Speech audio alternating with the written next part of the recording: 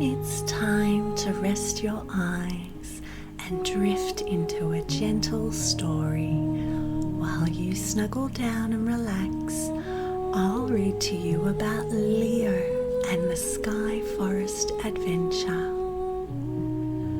In a quiet town surrounded by wheat fields and winding dirt roads, there lived a boy named Leo.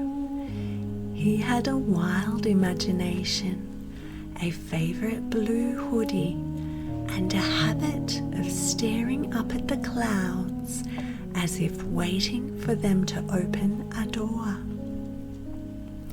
Every evening after dinner and homework, Leo would lie on the grass in his backyard with his hands behind his head, watching the sky.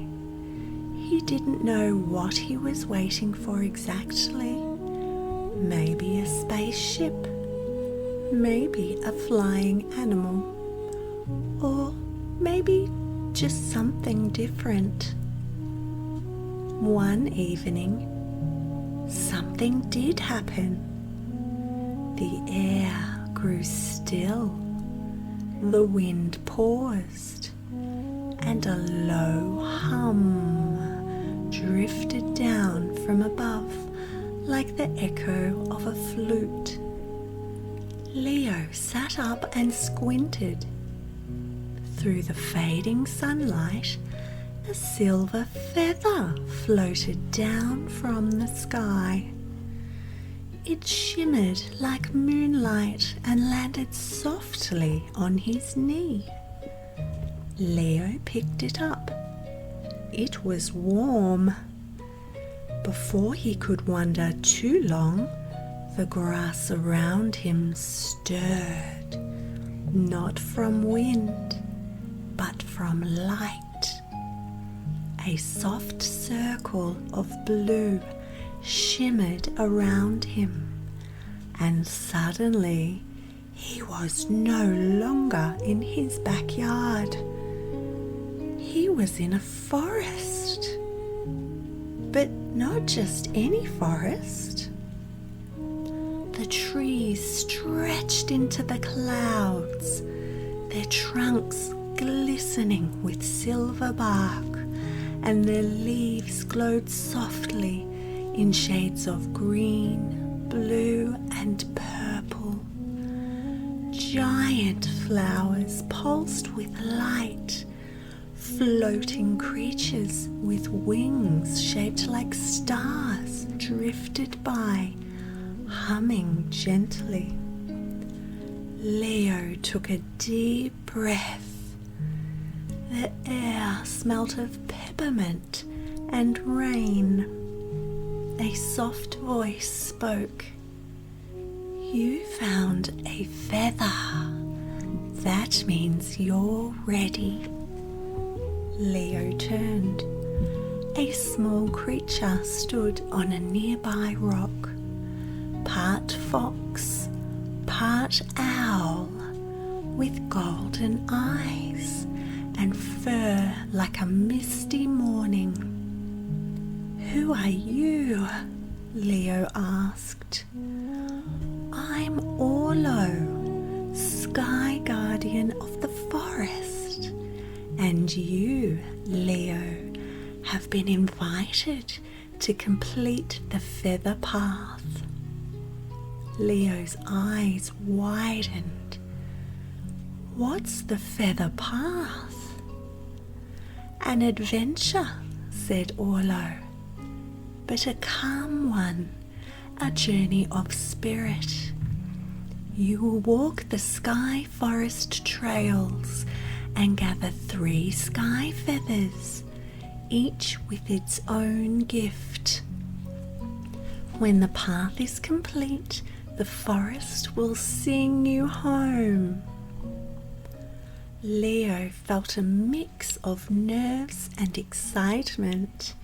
He wasn't sure what a calm adventure was exactly, but he wanted to find out. Orlo blinked and pointed a wing towards a glowing path. Follow the wind lanterns, they will guide you, he said. Leo began to walk.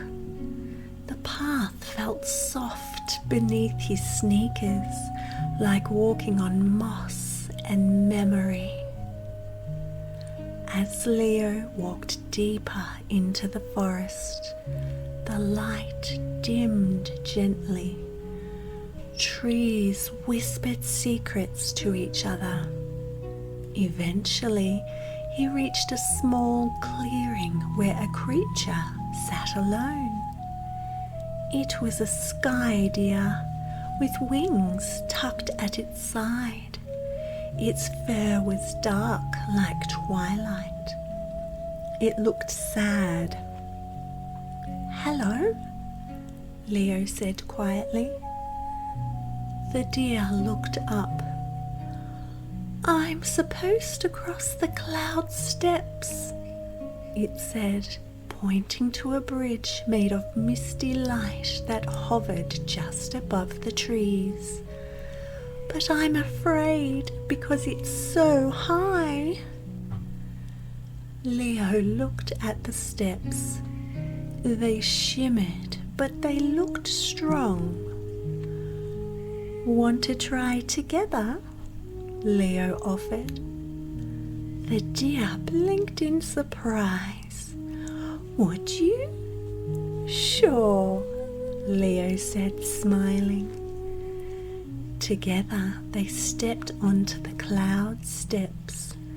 The bridge felt cool and soft, but it held their weight. As they crossed, stars twinkled beneath them, and the deer's steps grew steadier. At the end of the bridge, a feather drifted down into Leo's hand. It was red and warm. "You have earned the feather of bravery," said the deer. Leo tucked it into his hoodie pocket. "Thank you," he said. The path curved through glowing vines and over smooth stones. Tiny lights buzzed around Leo like sleeping bees. Soon he came upon a pool where small skyfish were leaping in slow arcs. A young fox creature was crying beside the water. "Oh, what's wrong?" Leo asked gently. "My star toy fell in," the fox sniffled, pointing to a glowing shape deep in the water. Leo knelt by the edge. The water looked cool and safe. He reached in slowly, letting the water ripple around his arm. His fingers touched the toy, round and warm, and he pulled it free. The little fox's face lit up. "You've got it! You didn't have to, but you did." A pale blue feather rose from the water and floated into Leo's hand. "Feather of kindness," the fox said with a smile. "You're so kind, even when no one asked you to be." Leo smiled and tucked it beside the first in his pocket. The forest opened into a wide field of floating stones and shimmering grass. Above, the sky swirled in colours he'd never seen before. A spiralling trail of floating lily pads led into the air. Leo followed them, bouncing gently from one to the next. As he climbed higher, his eyes widened. He saw the whole forest beneath him, glowing like a dream. At the very top, on a soft petal-shaped cloud, sat a silver bird with eyes like galaxies. "Why are you here, young traveller?" the bird asked. "To find a third feather," Leo said. "Can you see it?" Leo looked around. There was no feather.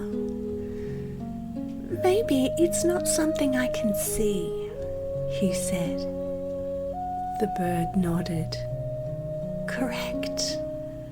The last feather lives inside you. It appears when your heart is full of wonder. Now look." A glowing feather appeared in Leo's hand. It was golden and light as air. With 3 feathers gathered, the forest around Leo began to hum. Leaves shimmered, flowers turned towards him, and the trees parted to reveal a circle. Orlo stood there, wings open. "You have walked the feather path, bravery, kindness, and wonder. The forest thanks you." Leo stepped into the circle. No sooner had he blinked that he found himself back in his backyard. The feathers were still in his hand, now silver. The stars above twinkled brighter. A soft wind moved through the trees. And Leo, still in his hoodie, curled up on the grass with a blanket, smiling. You know, some adventures don't need noise or battles. Just need you to believe and dream.